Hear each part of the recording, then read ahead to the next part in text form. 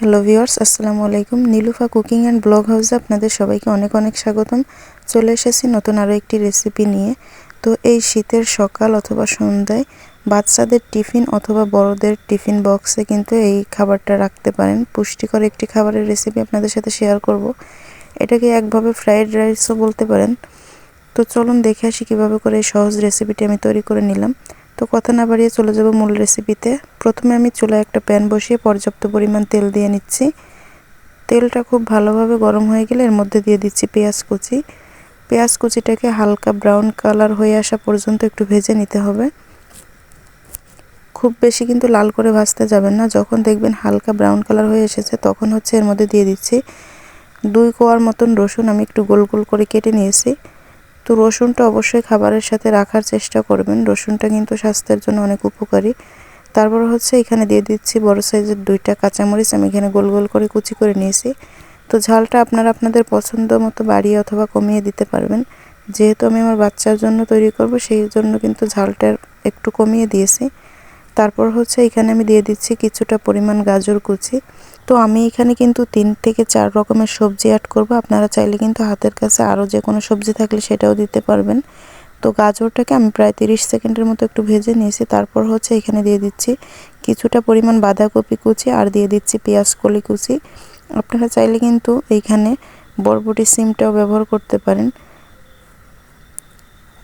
তো আরও প্রায় 1 মিনিটের মতো আমি একটু ভেজে নেব। মিডিয়াম টু লো আঁচে রেখে কিন্তু সবজিগুলোকে একটু ভেজে নিতে হবে। তো যখন দেখবেন একটু নরম হয়ে এসেছে এই পর্যায়ে এখানে দিয়ে দিচ্ছি একটা টমেটো কুচি করে নিয়েছিলাম।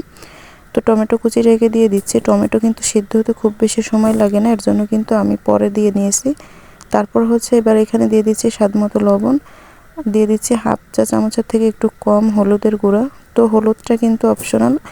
তো এখানে খুব কম করে একটু দিয়ে নিতে হবে, তার কারণ এতে কালারটা ভালো আসবে। তো আপনারা যারা একটু কালারটা সাদা রাখতে চান তারা কিন্তু চাইলে হলুদটা স্কিপ করতে পারবেন। তো হলুদটা দিয়ে ভেজে আমি সবজিগুলোকে এক সাইডে রেখে দিচ্ছি। এখানে আমি একটা ডিম নিয়ে নিয়েছি। তো ডিমটাকে দিয়ে দিচ্ছি ফাটিয়ে।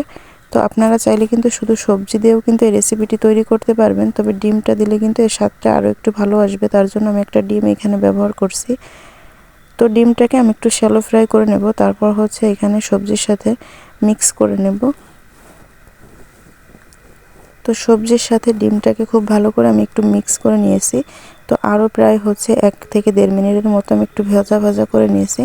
তারপর এখানে দিয়ে দিচ্ছি গরম ভাত, একদম ধোয়া ওঠা গরম ভাত কিন্তু এগুলা।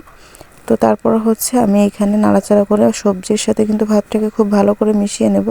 আর একটা কথা, আপনারা চাইলে কিন্তু ঠান্ডা ভাত দিয়েও কিন্তু এটা করতে পারবেন। ঠান্ডা অর্থাৎ সকালে রান্না করা থাকলে সেটা কিন্তু দুপুর অথবা বিকালে এই রেসিপিটি তৈরি করে খেতে পারবেন। তো আমি যেহেতু সকাল টাইমে তৈরি করেছিলাম, আমি কিন্তু গরম ভাতটা দিয়ে তৈরি করে নিয়েছি। আর সবশেষে কিন্তু আমি এখানে দিয়ে দিচ্ছি ধনিয়া পাতা কুচি। তো ধনিয়া পাতা কুচিটা দিয়ে আরও কিছুক্ষণ নাড়াচাড়া করব। তারপর চুলা থেকে আমি নামিয়ে নেব। তো একেবারে কিন্তু সার্ভিং প্লেটে সার্ভ করে নিয়ে তবে আমি ফিরছি। তো আশা করি আজকের রেসিপিটি আপনাদের কাছে অনেক অনেক বেশি ভালো লেগেছে এবং উপকারে আসবে। আর অবশ্যই কিন্তু বাসায় একদিন ট্রাই করে দেখবেন, খেতে কিন্তু অসম্ভব মজার হয়। তো দেখতেই পাচ্ছেন আমি কিন্তু সার্ভিং প্লেটে নিয়ে নিয়েছি। তো আমার ভিডিওটি কেমন লেগেছে অবশ্যই কিন্তু কমেন্ট বক্সে জানিয়ে দিবেন। ভিডিওতে ভালো লাগলে অবশ্যই ভিডিওতে একটি লাইক করে দিবেন। চ্যানেলে নতুন হয়ে থাকলে চ্যানেলটিকে সাবস্ক্রাইব করে পাশের বেল আইকনটি অল ক্লিক করে দিবেন পরবর্তী ভিডিওগুলোর নোটিফিকেশন পাওয়ার জন্য। আর যারা এই ভিডিওটি ফেসবুক পেজ অথবা টিকটক আইডি থেকে দেখছেন অবশ্যই পেজগুলো ফলো দিয়ে রাখবেন এরকম নিত্য নতুন রেসিপি পাওয়ার জন্য। আজকের ভিডিও এই পর্যন্ত।